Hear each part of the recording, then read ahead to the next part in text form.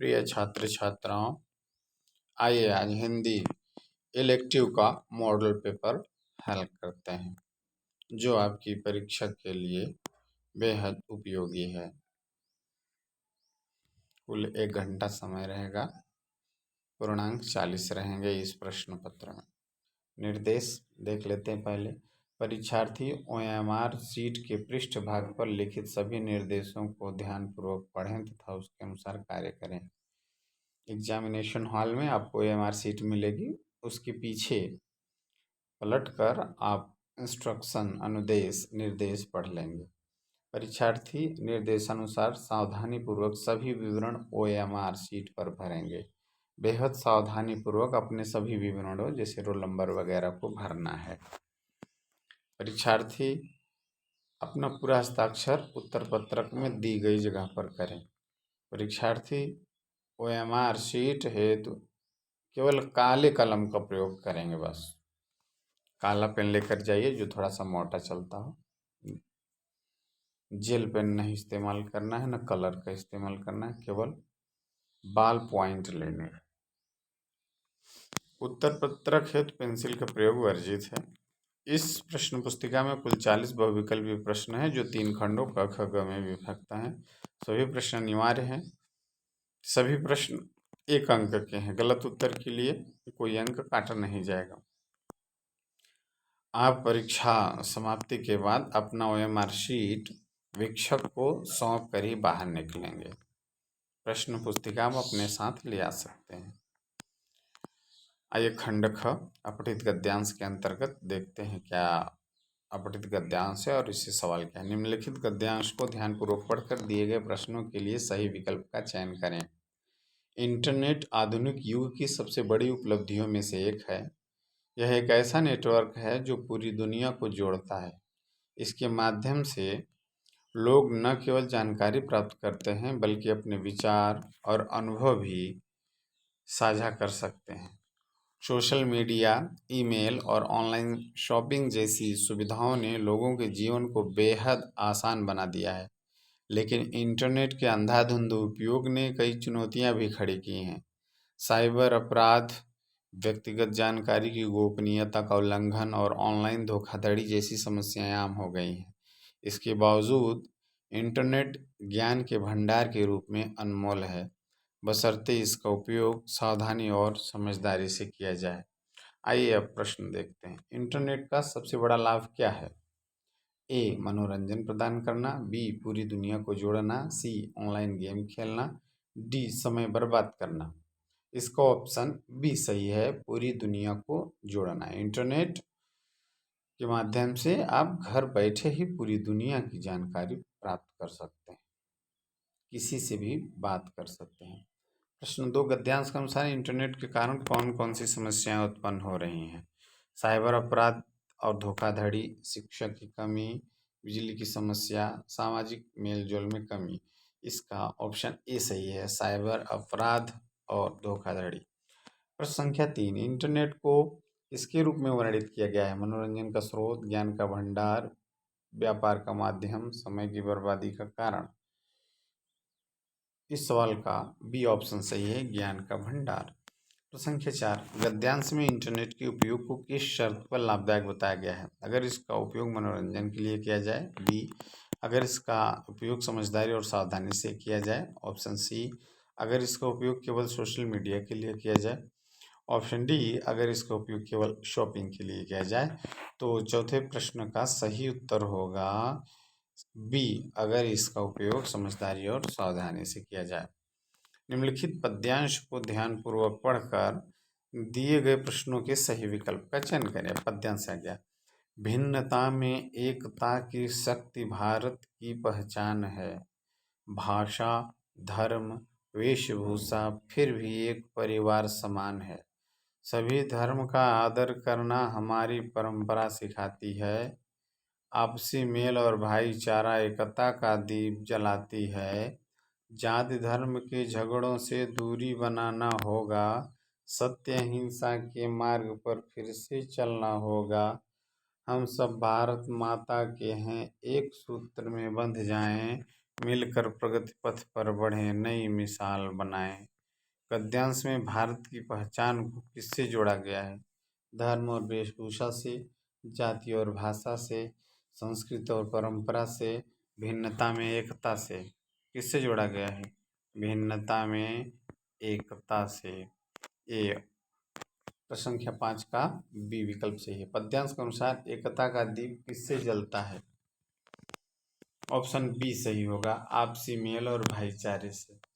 प्रश्न संख्या 7, पद्यांश में किन झगड़ों से दूरी बनाने की बात कही गई है? ऑप्शन बी सही, जाति और धर्म के झगड़ों से। नई मिसाल बनाए पंक्ति से क्या प्रेरणा मिलती है? आपसी संघर्ष करने की, प्रगति और एकता के साथ आगे बढ़ने की, केवल अपने धर्म को मानने की, अलग अलग रहकर जीवन जीने की। ऑप्शन बी सही है, प्रगति और एकता के साथ आगे बढ़ने की। प्रश्न संख्या 9, रेडियो को किस प्रकार का जनसंचार माध्यम माना गया है? ऑप्शन बी सही है, श्रव्य माध्यम। निम्नलिखित में से कौन सा प्रिंट मीडिया का उदाहरण है? ऑप्शन बी सही है, समाचार पत्र। प्रश्न संख्या 11, जनसंचार में फीडबैक का क्या महत्व है? संदेश को समझने में मदद करता है, संदेश के प्रभाव का आकलन करता है, दर्शकों की राय प्राप्त करता है, उपरोक्त सभी।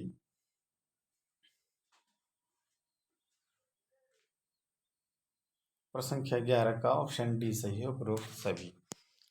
प्रश्न संख्या 12, निम्नलिखित में से कौन सा जनसंचार का आधुनिक माध्यम है?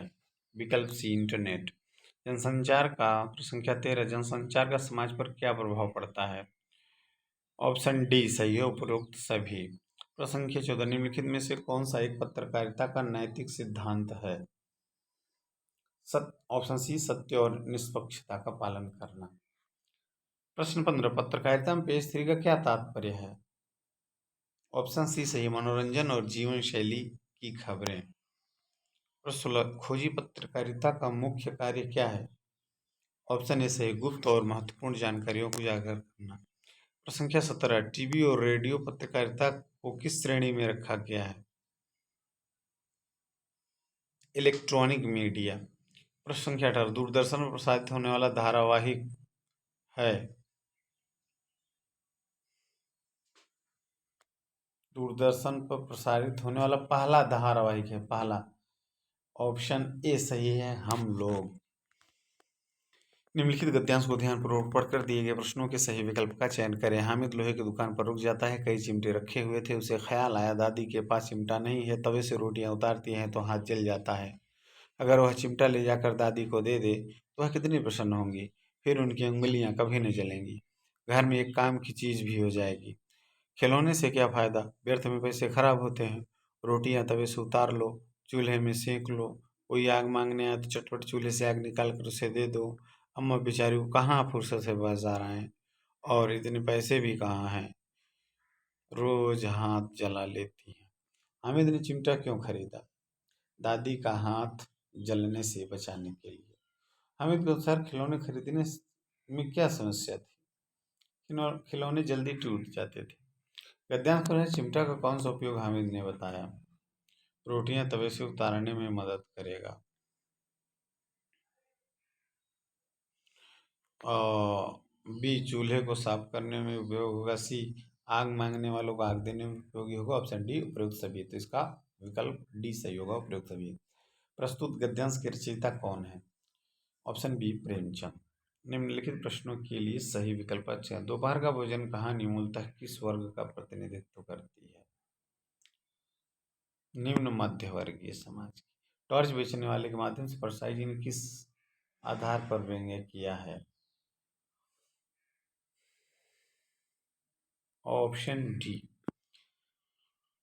उपयुक्त सभी। चमेली के बेटे का नाम क्या था? बसंता। काला शुक्रवार पुस्तक की रचना किसने की है? सुधा अरोड़ा। खानाबदोश कहानी के लेखक कौन है? ओम प्रकाश वाल्मीकि। भारत माता का मस्तक किसे कहा गया? हिमालय को। मकबूल ने ऑयल कलर की ट्यूब खरीदने के लिए अपनी कौन सी किताबें बेच दी थी? इतिहास और भूगोल की। आवारा मसीहा के लेखक कौन है? विष्णु प्रभाकर। पतंगबाजी में शरद का मित्र कौन था? पतंगबाजी में सुदीप का मित्र कौन था? आइए उत्तर देख लेते हैं कौन है। 31 का बी।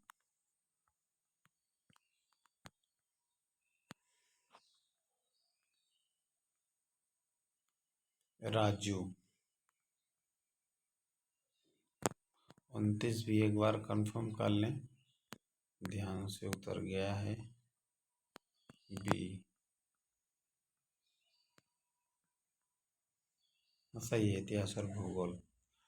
निम्नलिखित पद्यांश को ध्यानपूर्वक पढ़कर दिए गए प्रश्नों के सही विकल्प का चयन करें। अरे हिंदू राह न पाई, हिंदू अपनी करे बड़ाई, गागर छो न देई, पेशिया के पाए अंतर सोई, यह देखो हिंदू आई, मुसलमान की पीर औलिया मुर्गा मुर्गी खाई, खाला की बेटी ब्याहे घर में करे सगाई, बाहर से एक मुर्दा लाए धोई धाई चढ़वाई, सब सिखिया मिल जीवन बैठी घर घर करें बड़ाई, हिंदू की हिंदू आई देखी तुर्कन की तुर्काई, कहें कभी सुनो भाई साधो, कौन राह है जाई। कवि ने इस पद्यांश में किसकी आलोचना की है? ऑप्शन सी, धार्मिक भेदभाव और पाखंड की। हिंदू अपनी बड़ाई करते हैं परंतु किसके पैरों तले सोते हैं? ऑप्शन डी सही है, वैश्या। और संख्या 34, हिंदुन की हिंदू आय देखी तुर्कन की तुर्काई में कौन सा अलंकार है? पुनरुक्ति प्रकाश। कबीर का इस पद्यांश में क्या संदेश है? धार्मिक पाखंड और भेदभाव की आलोचना की जानी चाहिए।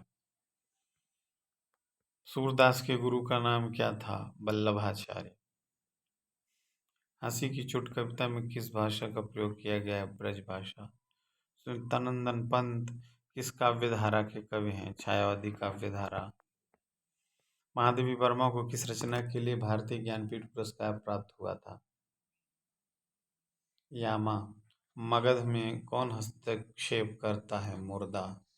तो ये था बच्चों 40 प्रश्न जो कि मॉडल पेपर में दिए गए थे, इसको हम लोगों ने हल करने की कोशिश की। आशा है आप इससे लाभान्वित होंगे। आप अपनी तैयारी पूर्ण कर चुके होंगे। आप सभी को परीक्षा में सर्वाधिक अंक अर्जित करने की ढेरों शुभकामनाएं।